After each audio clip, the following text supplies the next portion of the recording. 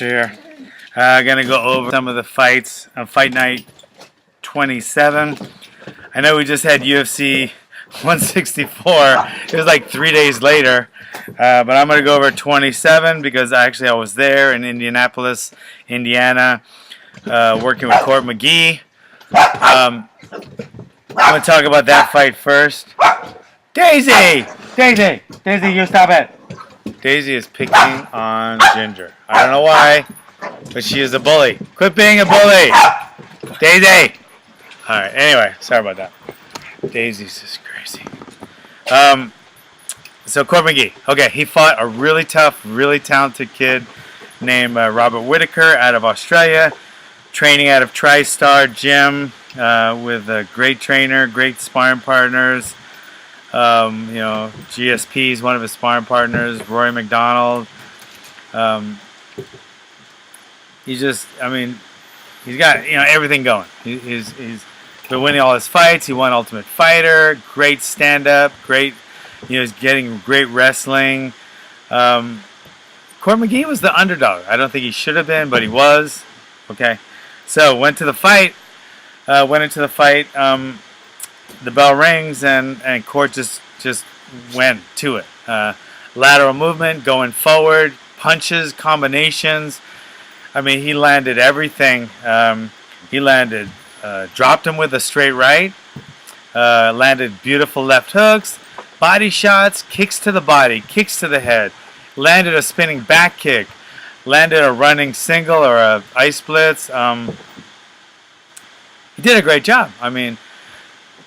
It was a really close fight each round, but he won each round. And the closest round, all around, I thought, where Robert could have won, that happens to be the round where Court dropped him with the right hand. Didn't really hurt him for too long, but it was a knockdown. If it was boxing, he would have got a standing 8, and it definitely should have been counted as a knockdown. Since the scoring's different, it shouldn't have been a 10-8 round, because Robert did come back, but he did get dropped. The fight was close enough where that knockdown should have won Court the round, because he didn't lose the whole round, then knock him down just to save it. He knocked him down, and then it was pretty even the rest of the time. So he should have won that round. So the reason I bring that up is, no bitterness because Court won the fight. And one of the judges did have had Court winning 2 of the rounds and Robert winning 1 of the round, which I could even understand. I don't think anyone should have given Robert 2 of the rounds, even though he did great the whole fight. I take nothing away from him. I see great things in his future, but he did not do enough to win 2 rounds. Yet, for some strange reason, one of the judges had him winning all 3 rounds. That is scary. That just tells you that the judge is either socializing with a friend and not paying attention, putting the 10s in the wrong column and the 9s in the wrong column, okay, for the wrong person, so he didn't really know which was which, or is really that bad. And any way you slice it, that's scary. That needs to be looked into, because, like I said, I have no bitterness. Court won. But just the fact that could happen, 3 rounds for Robert Whittaker. Anyone that saw that fight realized one of the judges had all 3 rounds. Even the round where Court dropped him, the last round where Court completely smothered him with punches and combinations and took him down and kept on him and won. Huge win. That was without a doubt. He gave him that round too.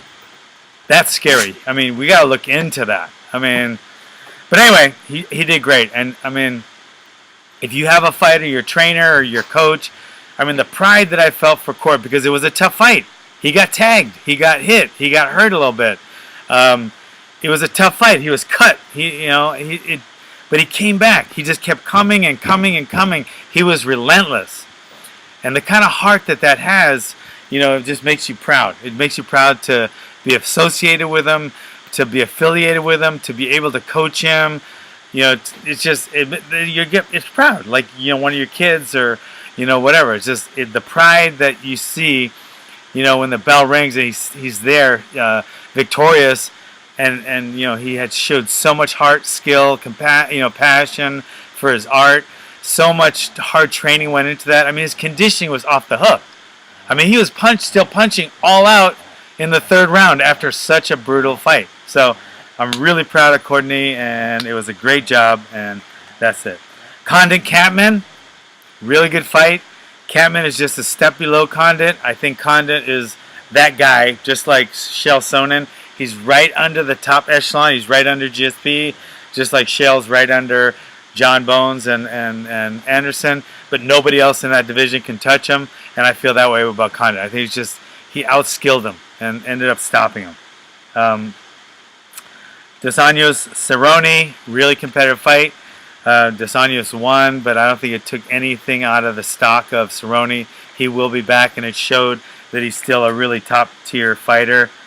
Brad Tavares showed humongous talent and power and speed and stand-up ability along with takedown defense in his fight against Bubba McDaniels, which he won and did a great job.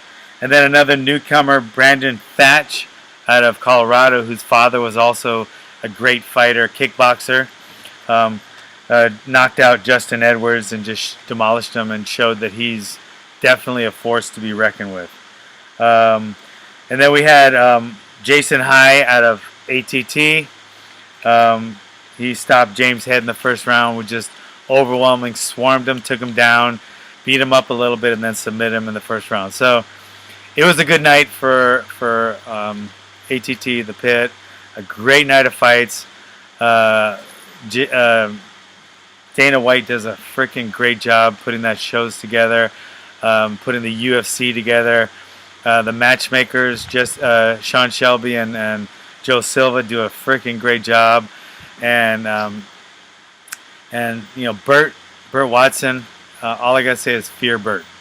You know, Burt runs everything, puts everything together behind the stage, behind the scenes, make sure everything is right where it's supposed to be and where it has to be. Nobody talks back to Burt. Everybody fears Burt. Okay? And that's all I gotta say is you fear Burt if you have anything to do with the UFC, because he's someone to be feared. So it was a great show, great night. Really proud of my guys. And then on a afterthought, Castle fought last night. Castle Williams out of the Pit North did a fantastic job. Won in 17 seconds. Flurried the guy and then just, you know, caught him in a quick submission while the guy was, you know, trying to stop Castle from punching him. He was able to latch on a good guillotine and choke him out in the 1st round. 17 seconds. Castle is undefeated. He's going places. He's an 18-year-old kid that owns his own gym, the Pit North. He's going places, that's for damn sure. He's following in the footsteps of his mentor, Luke Rittering, who is one of the best martial artists in the United States. Anyone that has come to the Pit, sparred with Luke, I know, you know, Court has, Glover has, Chuck used to, they know Luke Rittering is one of the best all-around martial artists around this country, and he is the mentor of Castle Williams, and who I'm training now since Luke is busy being a police officer. So things are looking up at the Pit, and things are going really good. And thanks for coming and stopping by and checking out my video. Talk to you later.